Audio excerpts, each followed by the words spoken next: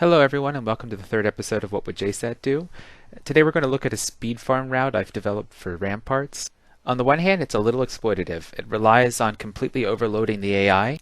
I did my first solo speed of Ramparts maybe 2 months ago, and I wasn't very consistent. It took multiple runs to get one win. Now I win way more than half the time, so it's definitely a learnable skill. Don't get discouraged.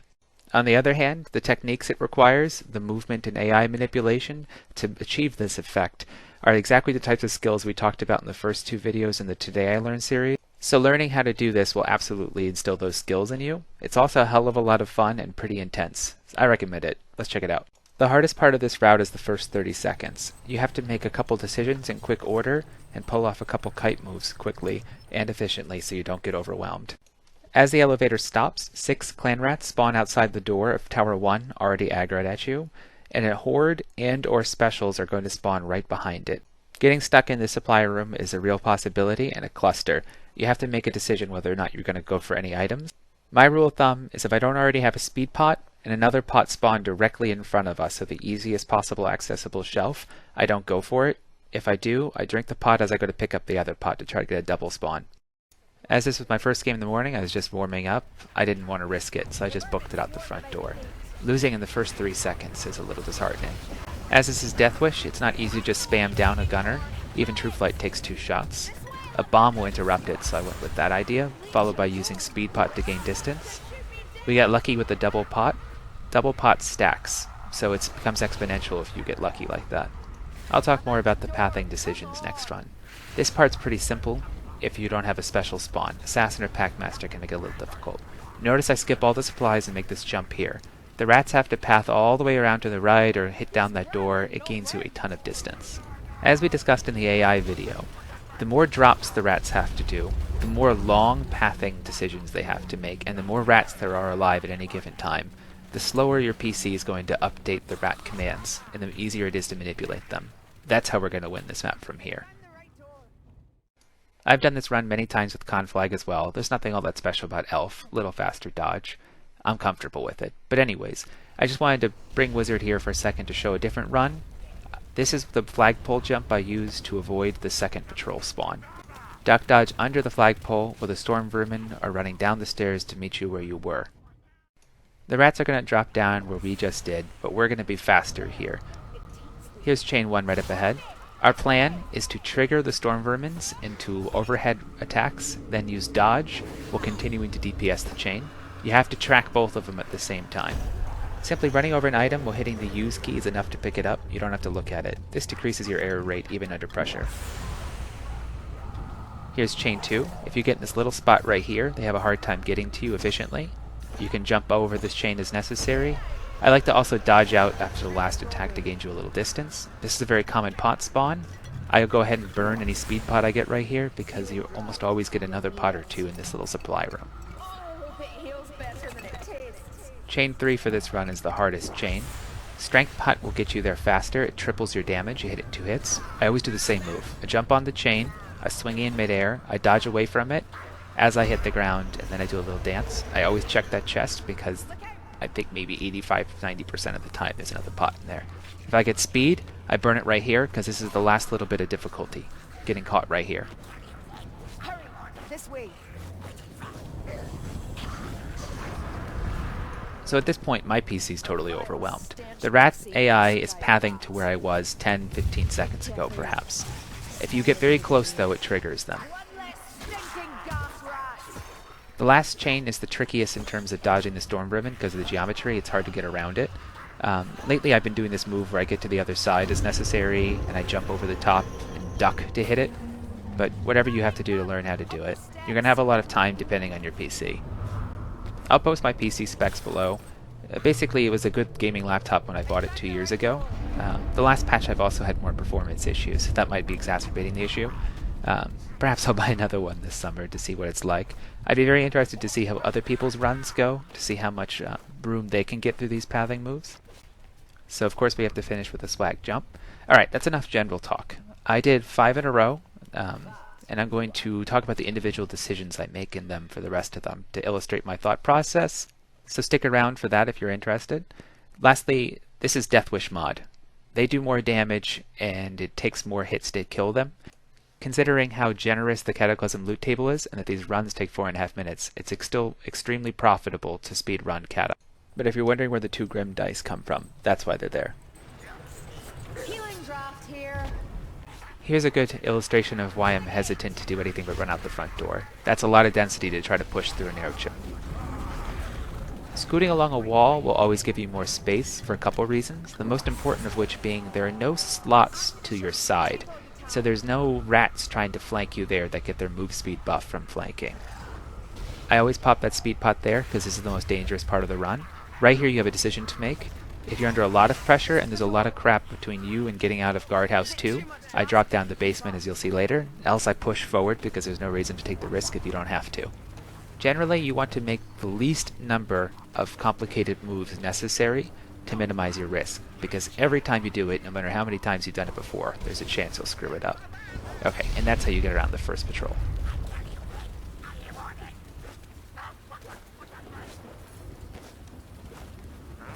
Specials are still a pretty big threat, even though they are affected by AI overwhelm. They don't seem to forget their pathing as often, and just being in your way and getting triggered as you get close to them can be enough to end a run. You have to be vigilant. As we see here, even with AI overwhelm, these 2 Storm Vermin are rather dangerous, especially their opening salvo or so. Then they tend to get a little screwed up and get a second hit in. You have to be vigilant, watch your pathing.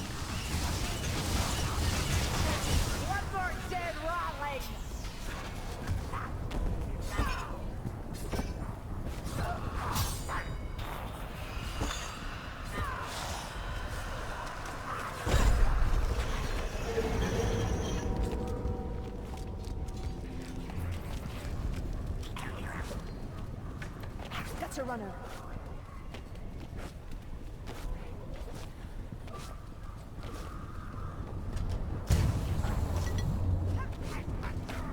Vastly prefer strength here for triple damage, so you can double shot this chain. Same move as before.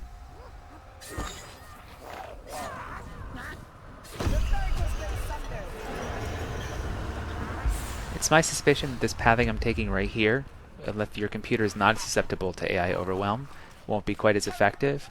I would double back around that little ledge right there to go up the stairs, to go up supply room and come down the other way. That's my guess, but I'm going to have to wait till I get a new PC to find out for sure. So waiting right behind us is an absolute sea of rats. If you try to turn around here and push against that to get to the door, you're doomed. The reason we push up around here is twofold. 1, it means you continue to pull things behind you, and 2, if you come up here, the rats have to make decisions and jumps to get to you, which splits them, so the density is low when it's time to get to the door. This window jump coming up, if you land it right towards the little ledge, you don't take damage. If you do take fall damage, or you get tapped by a rat, it's very important to dodge immediately. Dodge ignores move speed slow, as we discussed in the movement video.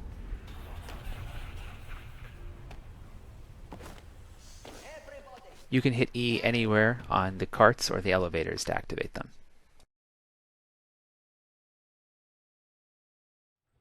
Here I was warming up. I didn't hear a lot of scampering feet, and there wasn't too much in the supply room, so I made the decision to go for a little bit of supplies.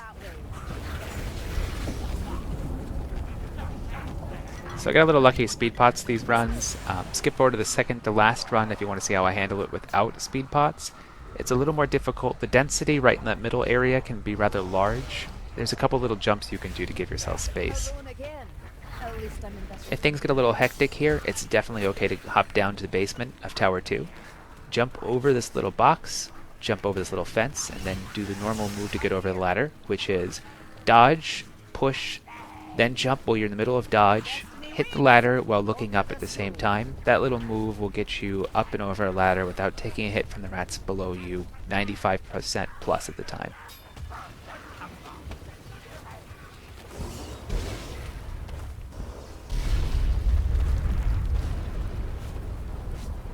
There's a potion. I'm at the door. Come on. There it is. Madness will reverberate in every node activated. You want to try to keep both these storm vermin in your field of vision so you can respond to them effectively. I try to not continuously dodge, and rather time my dodges. The more movement you're doing, the more mistakes you're likely to make, in my opinion.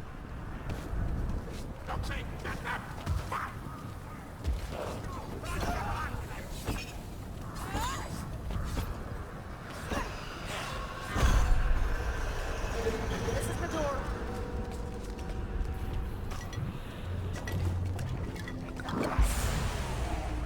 Guts are running. Come to the stairs. They call these arrows. They'll have to do. So here we get a little lucky against an assassin we don't see till we've already moved. It's been my experience that if you're moving with pretty good pace, you're dodging a lot, etc., the sporadic movements you're doing to dodge rats and to keep your move speed up will actually accidentally dodge assassins you don't see coming a good chunk of the time. So yes, it's lucky, but it's somewhat par for the course. This brings up the topic of when is it worth slowing down to try to snipe a special. In my opinion, it's almost never. The only special I take the time to murder, unless their positioning is so out of the way that it's irrelevant, is a gunner. A gunner, and especially in Death Wish, will just mow you down, but almost more importantly, they do a move speed slow and a knockback every time they hit you, and that alone will get you murdered. It took a lot of practice to get to this point, but basically if you make a mistake or two, one mistake against a special or Storm Vermin is game over, and making a couple little sloppy plays against a chain is enough that even with large AI overwhelm, for you to get completely caught and surrounded. The Scavenger's faster than it looks.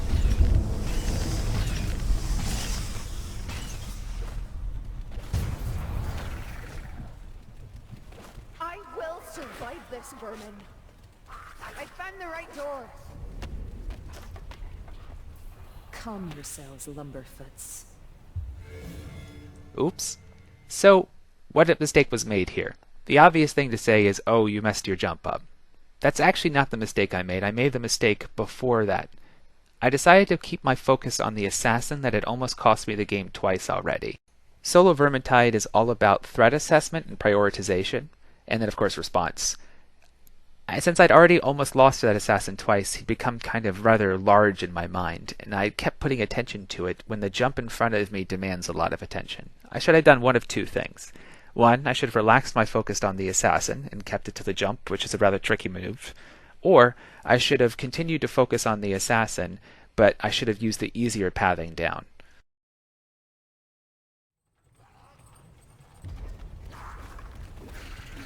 The vermin swarm about the king.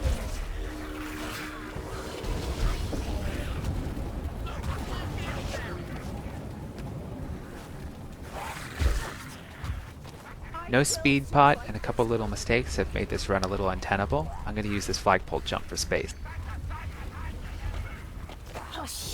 It's important to use what you have when things get hairy. Firebomb will force these rats around the fire path, so all the way around the left edge there, and give me tons of space.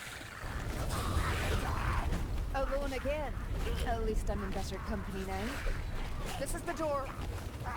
Right here is a judgment call, whether to take the left path or to keep going the way I am. Taking the left path, there can be a storm vermin, etc. there, and they'll keep flanking you. This path is faster, and faster is better, all things considered. I decided I had just enough space. Something other than Alpha with a slightly slower dodge probably should have gone left there. It's easy to underestimate the value of that little jump to the side. Originally I would go into a little supply chest there to grab what I wanted, etc., etc. I would not get nearly this amount of space, and I'd end up having them catch me on the first chain more often than not. Find the right door. There it is. Madness will reverberate in every note once it's activated. This way.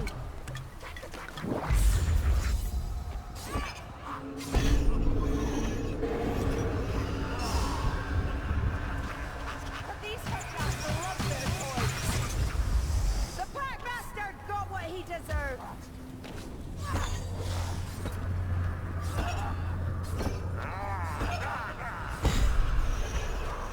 That's a bombardier.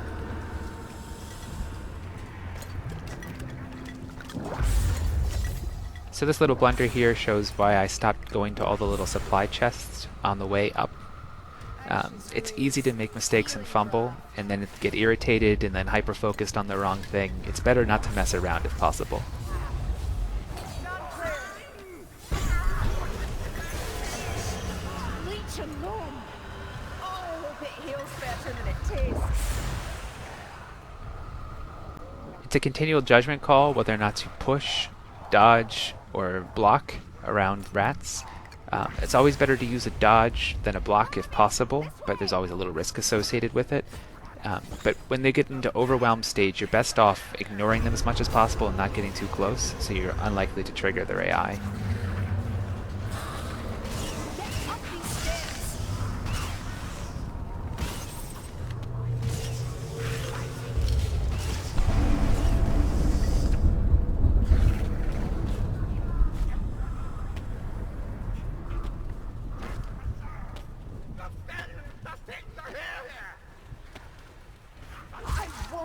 Die like this! Through this doorway. The vermin hide well. Their stench does not. She's here!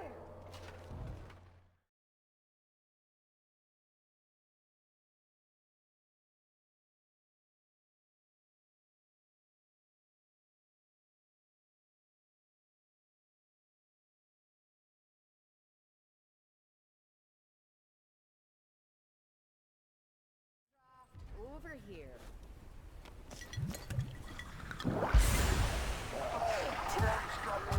The vermin swarm the night before. Speed pot doesn't affect jump move speed, so you don't go for those jumps when you have speed.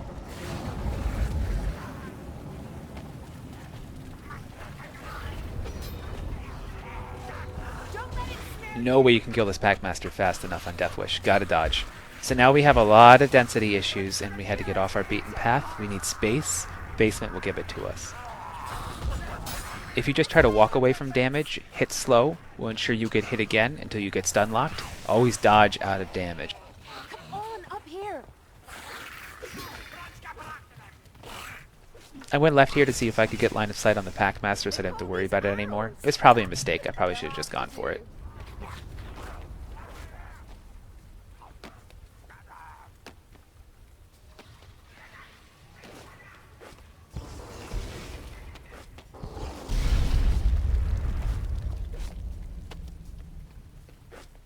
Ah!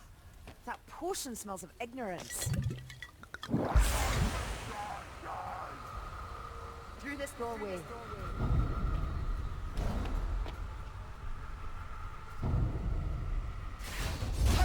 This way. It has begun.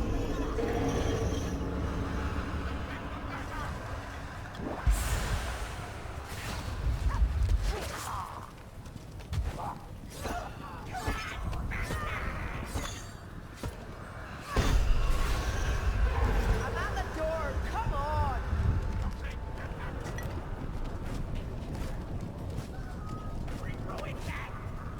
Up these steps. So this was a mistake too. I probably wouldn't make it in the future. I would drink this potion here instead of trying to wait till last minute. There's no need to, and there's a chance you're going to run into density right here, and now I'm not prepared to do anything. I was in the middle of drinking. So I had to get lucky to get through here and use Hag.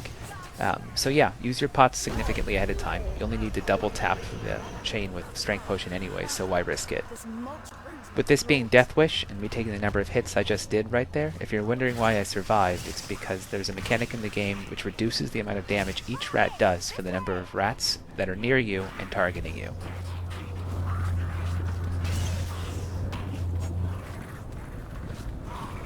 So this right up here illustrates why you want to keep both Storm Vermin in your line of sight. Also, you have to try to do it by feel, which is always risky.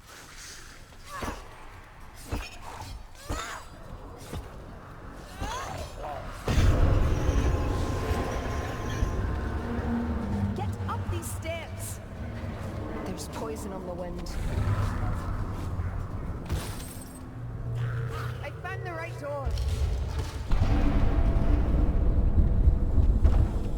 Stay clear of its hook.